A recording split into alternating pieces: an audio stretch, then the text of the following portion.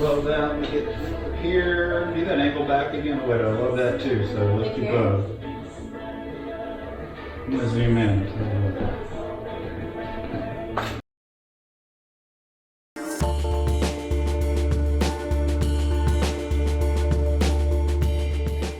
Okay, got a special treat for you today in the studio with Dominique. Got a 3-light setup, positioning her there. The rim light there that I'm grabbing right there, I had it in the back on her right side, and I pulled it out front. Sometimes I'll put them in the back, sometimes I will pull one out front just so I can ensure to get a catch light in either eye, especially with a model like this. She's very active with her posing, and when I have one on either side, I ensure that I get at least one catch light in the eye. I'm going to turn that down a little bit. Which one that is. Let's see. So at this point, she decided on her own just to remove the top. That wasn't a suggestion that I gave her, but definitely we're going to go with that then. Didn't know it was going to be that kind of shoot, but with the long hair that she's got there coming out front, it looked really good actually. And she just wasn't feeling that top with the jeans, so away we go. So like I said, she's a really good flow poser.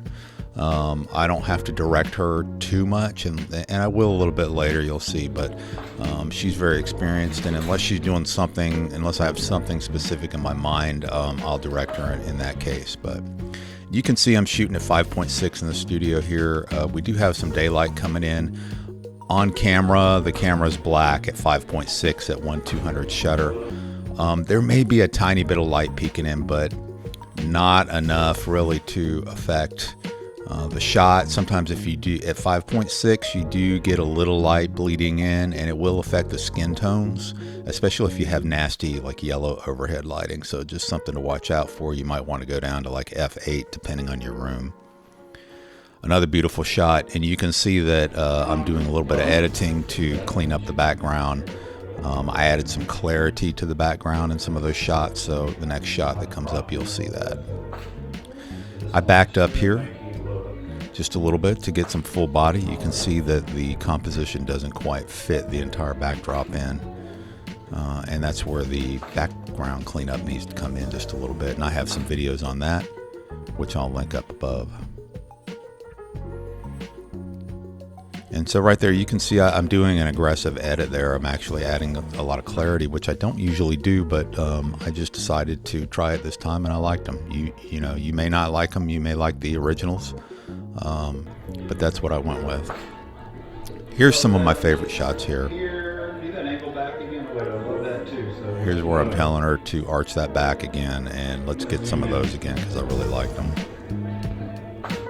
And that's probably one of my favorite shots there from the shoot. This little series here, really loved it.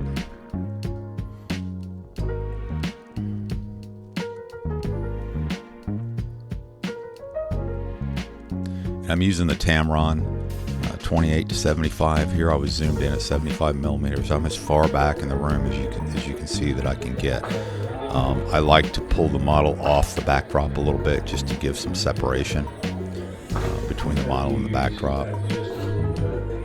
And you can see my composition was kind of going off the backdrop to the left there, and I had her scoot back a little bit. Another great shot. I love this one.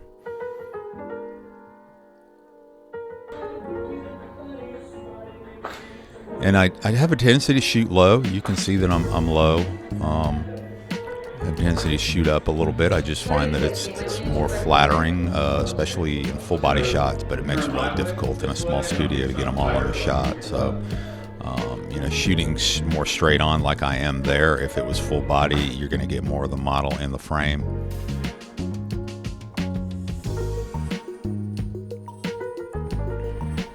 And another great shot. So at some point here, I inadvertently hit a setting somewhere, and the lighting, I lost all my lighting, and I was like, what happened? And I just brightened up the lighting. I increased the setting on the lighting, I think what probably happened was I went over to a preset. You can see my shutter went up to 1/500, which automatically puts me in high-speed sync if enabled. So that cuts my light power in half. So that's what changed everything. You can see I was at 2.8 on the aperture, and the resulting shots, the color tone is a little different, which tells me that 5.6 was letting a little bit of light leak into the shots earlier. You can also see the background is compressed at a longer focal length, and at 2.8 blurs it just a little bit. So I appreciate you guys hanging in there. If you're still here and watching, I really appreciate you. Give me a like and a thumbs up.